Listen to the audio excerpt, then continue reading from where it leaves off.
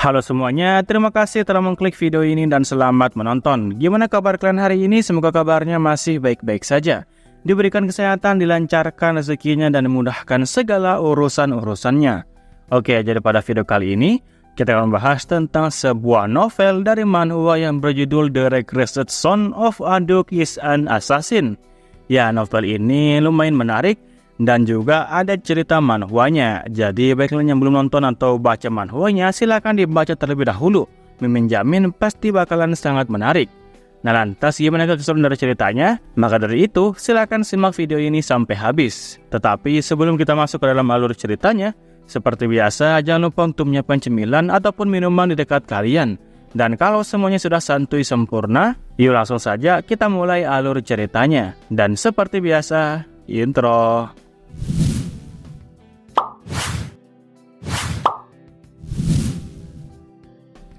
Oke, langsung saja kita masuk pada chapter pertamanya. Jadi judul chapter pertamanya yaitu Wahyu dan Kembalinya. Dalam kegelapan yang terang-terangan menyilaukan, Jennifer merasakan kehangatan berkilau yang memeluknya. Rasanya seperti tangan lembut yang mencubitnya dari mimpi buruk yang terus menghantuinya. Tetapi ketika dia membuka mata, dia sadar bahwa tidak ada kehangatan, hanya ada kegelapan gulita. Bibirnya kering, nafasnya juga terengah-engah, dan dia merasakan sebuah sakit yang menusuk ke dalam tubuhnya, seperti kilat yang menyambar. Kenangan terakhir dari pertempuran berdarah terpampang di benaknya. Pertarungan melawan musuh-musuhnya yang menyebabkan dia hampir kehilangan nyawanya. Jangan mencoba apapun, hiduplah dengan nyaman dengan kehidupan yang telah diberikan kepadamu. Keluarga akan diurus oleh saudara-saudaramu. Jangan ambil pusing dengan apapun, itulah caramu bisa membantu keluarga. Kata-kata ayahnya menggema di telinganya. Ayah yang selalu menegaskannya untuk tetap hidup demi keluarga dan demi saudaranya yaitu Asel. Sebagai putra kedua, hidupnya selalu dipandu oleh kode etik keluarga. Menjadi bayangan dari saudaranya yang lebih tua dan pewaris keluarga yaitu Aselford. Bagi Cian, Asel bukan hanya kakaknya, tetapi segala-galanya. Hidupnya terikat dengan kesuksesan dan kejayaan dari Asel. Namun di tengah pertarungan hidup dan mati, saat dia hampir menyerah pada kematian, dia pun dihadapkan pada pengkhianatan yang tidak terduga. Saat darahnya memercik, Cian menyadari bahwa musuh terbesarnya bukanlah para prajurit yang ingin menghabisinya, tetapi adalah saudaranya sendiri yaitu si Asel. Sudah cukup, Cian. Suara tegas namun lembut memecah ketegangan, dan di tengah kebingungannya, Cian melihat Asel, kakaknya yang selama ini dia puja dan dihormati, berdiri di hadapannya. Tetapi bukankah Asel adalah alasan dia berada di sini? Tepatnya di ambang kematian. Asel? Bisikan tergagap keluar dari bibir Cian saat matanya mencoba memahami kehadiran dari kakaknya. Tetapi kehadiran Asel bukanlah jawaban, melainkan lebih banyak pertanyaan baginya. Seperti mengapa kakaknya berada di sini? Apakah semua yang dilakukan selama ini berakhir dengan sia-sia? Dalam kebingungan yang melanda, Cian merasa seolah-olah tanah bergerak di bawah kakinya. Kehidupannya terasa seperti sebuah mimpi yang terus berputar-putar, tidak ada kepastian, hanya kebingungan yang mendalam. Dan kemudian saat dia memilih belati yang jatuh dari tangannya, Cian menyadari bahwa ini mungkin adalah akhir dari segalanya. Tetapi apakah ini akhir dari segalanya? Ataukah ini hanya permulaan dari sesuatu hal yang baru? Sesuatu yang lebih besar daripada dirinya sendiri? Dalam kegelapan yang menyelimuti, Cian merasakan seseorang mengguncangnya. Dan kemudian terdengar suara Emily, yaitu pembantu setia dari keluarga Ver, memanggil namanya dengan penuh kekhawatiran. Dan di saat dia bangun dari mimpi buruk yang terus berputar-putar, dia menyadari bahwa hidupnya telah berubah, tidak lagi dalam keadaan yang dia kenal. Dan di tengah kebingungannya, dia pun bertanya-tanya kalau apakah ini akhir dari segalanya, ataukah ini awal dari sesuatu hal yang baru. Oke, lanjut kita masuk ke chapter kedua dari novel kali ini. Tanggal 1 Maret tahun 1985, di era kejadian, usia Jennifer adalah 10 tahun ketika dia mengalami kemunduran 27 tahun yang lalu karena dia dikhianati. Kembali ke masa lalu ternyata sangat membingungkan. Apakah ini regresi waktu? Situasinya harus dipastikan dengan jelas. Dalam suasana yang hampa, Cian merasa tidak berdaya seperti anak berusia 10 tahunan. Mempetik bunga, mengukir daging, itu terasa begitu alami, seperti yang dia lakukan sejak dulu. Emily, yaitu pelayan setia, memberikan pandangan acuh tak acuh tentang Cian. Dia hanyalah anak nakal yang tidak berguna di rumah ini. Begitu katanya. Ini memperkuat keyakinan Qian tentang situasi saat ini. Menghadapi duel ilmu pedang dengan Krenz, putra Dukfer menimbulkan kenangan yang pahit. Qian sudah kalah dalam duel ini di masa lalu. Namun apakah dia bisa mengalahkannya di kehidupan kali ini? Di arena, Dukfer dengan harapan yang sulit dipahami menatap Qian. Bagaimana mungkin dia masih berharap kepada Qian setelah kekalahan sebelumnya? Dengan ledakan genderang, duel pun akhirnya dimulai. Krenz menyerang tanpa kesiapan, sementara Qian berhasil menghindar dan mengalahkan Krenz, bahkan menendang Krenz hingga Krenz pingsan. Kemenangan Qian mengejutkan semua orang. Tetapi menghadapi Krenz yang tidak berdaya, Qian merasa ada yang kurang. Dia ingin menunjukkan keberadaannya lebih jauh lagi. Maka dengan tegas, Qian pun menghantamnya hingga Krenz pingsan. Hening seketika menyelimuti arena. Kemenangan tak terduga dari Qian mengejutkan semua orang. Petugas duel menetapkan kemenangan dari Qian dan dia pun menang. Tetapi apakah ini awal dari perubahan ataukah hanya awal dari kebingungannya lebih mendalam? Lanjut kita masuk ke chapter ketiga. Pertarungan antara Chen, sang putra Duk yang dianggap tidak kompeten, dan pewaris keluarga bangsawan lainnya yaitu Krenz menjadi sorotan utama dalam pertunjukan tersebut. Meskipun sebagian besar penonton meragukan kemampuan dari Qian, terutama karena reputasinya yang kurang gemilang dalam seni bela diri, prediksi mereka berubah drastis ketika pertarungan dimulai. Dengan cepat, Qian pun menunjukkan keahlian yang luar biasa dengan cara menghindari serangan pedang Krenz dan dengan tenang mengalahkannya. Meskipun beberapa penonton terkejut dengan cara Qian berdiri tanpa pertahanan, sebagian besar ksatria yang terlatih mengetahui bahwa tindakannya itu adalah hasil dari kepekaan dan perhitungan yang luar biasa. Seperti ayahnya, yaitu Dukfer, Qian tampaknya memiliki bakat yang tersembunyi di balik citra yang tidak kompeten yang melekat padanya. Namun kemenangan Qian tidak hanya menjadi sorotan karena keahliannya doang, tetapi juga karena tindakannya yang tidak terduga setelah pertarungan. Sebagian besar penonton mengharapkan sikap santai yang biasa dari Qian, tetapi tindakannya yang tegas dan sedikit kasar setelah mengalahkan Krenz membuat beberapa orang bertanya-tanya tentang potensi perubahan dalam karakternya. Apakah kemenangan ini akan membuka jalan bagi Qian untuk menemukan tempatnya di antara keluarga para bangsawan?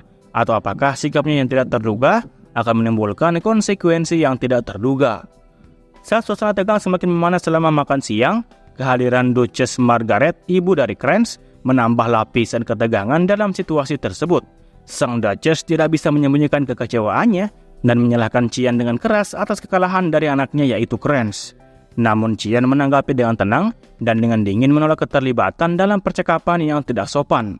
Perlindungan yang diberikan oleh ksatria Eolken, seorang ksatria senior yang berada di bawah perintah langsung Duk, menambah keamanan dari Qian dan menunjukkan bahwa posisinya dalam keluarga bangsawan mungkin lebih kuat daripada yang diperkirakan sebelumnya. Dengan demikian, pertarungan di arena bukan hanya menandai kemenangan Qian dalam duel fisik saja, tetapi juga mengungkapkan lapisan-lapisan yang lebih dalam daripada hubungannya dengan keluarga bangsawan dan potensi perubahan yang mungkin terjadi di masa depan.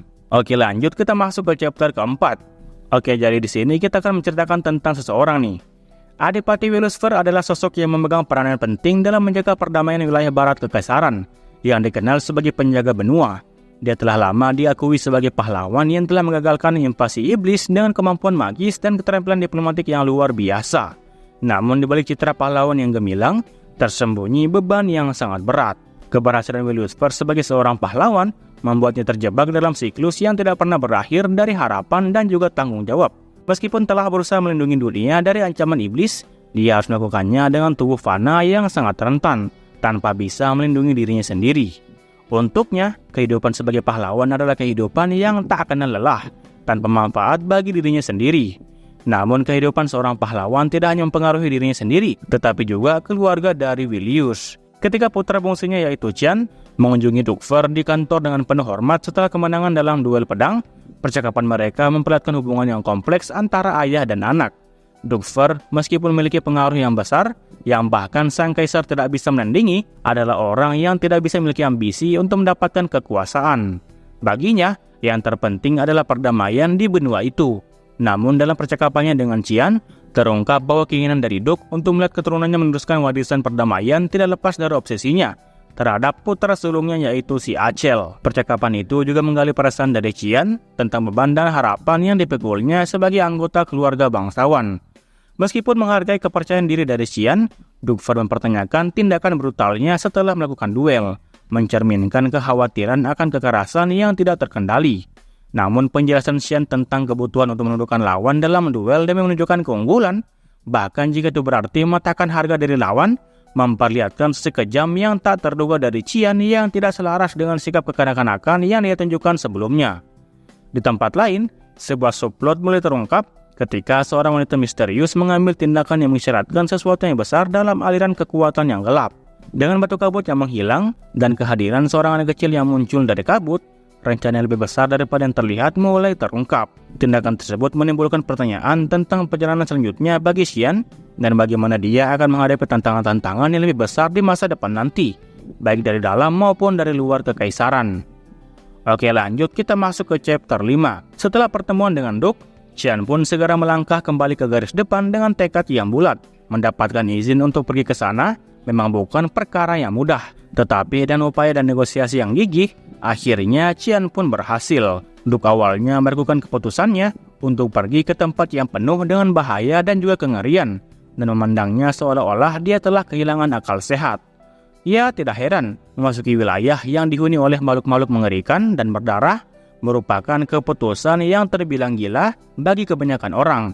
Namun terkadang, dianggap gila bisa menjadi sebuah berkah tersendiri. Wilayah barat kekaisaran yaitu Velias adalah satu-satunya tempat di seluruh benua yang dikenal sebagai garis depan. Disinilah pertempuran sengit antara manusia dan iblis berlangsung selama berabad-abad. Lembah Lamea yang merupakan bagian dari garis depan telah menjadi medan pertempuran yang tidak akan lelah. Tempat keberanian dan keputusan yang mengubah nasib diuji setiap harinya. Ini adalah tempat yang dimana bahaya menanti setiap sudut dan hanya orang-orang pilihan yang mampu bertahan hidup di sana. Emily masuk ke dalam ruangan dengan nafas yang terengah-engah, mengungkapkan kekhawatirannya atas rencana dari Qian. Dia mengetahui betul tentang bahaya yang menanti Qian di garis depan dan tidak bisa membayangkan mengapa Qian sangat ingin pergi ke sana. Tetapi bagi Qian, ini adalah langkah yang tidak terelakkan. Ayahnya menetapkan satu syarat, yaitu Qian harus memenuhi kualifikasi tertentu dalam waktu 1 bulan untuk bisa mendapatkan izin pergi ke garis depan. Rincian tentang kualifikasi ini masih misterius bagi Qian, tetapi dia harus mempersiapkan dirinya semaksimal mungkin dalam waktu yang terbatas. Ketika Alice, adik perempuan Qian, tiba-tiba muncul, ruangan itu penuh dengan kejutan dan kebingungan. Pertemuan mendadak ini membawa campuran emosi bagi Qian, dari kegembiraan hingga kebingungan. Alice dengan cemas dan tegas mempertanyakan keputusan dari Qian untuk pergi ke garis depan. Namun di balik kekhawatiran dan ketegasan itu, terdapat ungkapan kepedulian dan kasih sayang yang jelas terlihat. Pertemuan dari dua saudara ini menambah dimensi emosional pada cerita mereka, menghadirkan lapisan baru dalam hubungan keluarga yang kompleks. Oke, lanjut kita masuk kepada chapter ke-6. Alice Ver, putri sulung dari Dukfer, tumbuh dalam bayang-bayang pedang dan perintah ayahnya untuk bisa menjaga perdamaian. Bagi Alice, tugas tersebut adalah bagian yang tak terpisahkan dari warisan keluarganya. Namun saat adiknya yaitu Qian tiba-tiba memutuskan untuk mengambil tanggung jawab meneruskan garis keluarga, Alice pun merasa tertekan. Bagaimana bisa seorang anak yang belum berpengalaman seperti Qian bisa menanggung beban yang begitu berat? Pertanyaan-pertanyaan itu mendera pikirannya saat dia mencoba mencari cara untuk bisa membantu adiknya itu. Dalam sebuah duel, Alice berharap bisa mengajarkan beberapa pelajaran kepada Qian, mempersiapkannya untuk beban yang akan dia hadapi di masa depan nanti. Namun apa yang terjadi membuatnya sangat terkejut. Qian dengan kemampuan yang tak terduga berhasil menahan serangan-serangan dari Alice dengan cukup baik. Meskipun awalnya dia frustasi, tetapi Alice kemudian menyadari bahwa adiknya mungkin saja memiliki bakat yang belum terungkap. Namun sebelum mereka bisa melanjutkan duel mereka kemudian dihentikan oleh kehadiran seorang ksatria senior yang bernama Eulken, yang memperingatkan mereka akan bahaya serius yang dapat timbul dari pertarungan mereka. Meskipun pertarungan mereka dihentikan, pertanyaan tentang masa depan dan tanggung jawab Qian masih menggantung di udara. Bagaimana Alice dan juga Qian akan menghadapi tantangan yang menghadang di depan mereka? Apakah mereka mampu menemukan jalan mereka melalui beban-beban yang harus mereka pikul? Ini adalah saat-saat yang menentukan bagi kedua saudara ini, di mana pilihan-pilihan mereka akan membentuk jalan hidup mereka ke depannya. Oke lah, mungkin sekian alur cerita novel The Reincarnated Son of Aduk is an Assassin kali ini. Jangan lupa untuk meninggalkan jejak di video ini berupa komentar dan juga like-nya. Dan kalau rame, maka Min bakalan lanjutin. Tetapi kalau tidak rame, maka ya bakal di drop. Oke lah, mungkin sekian dan sampai jumpa di video berikutnya. Assalamualaikum.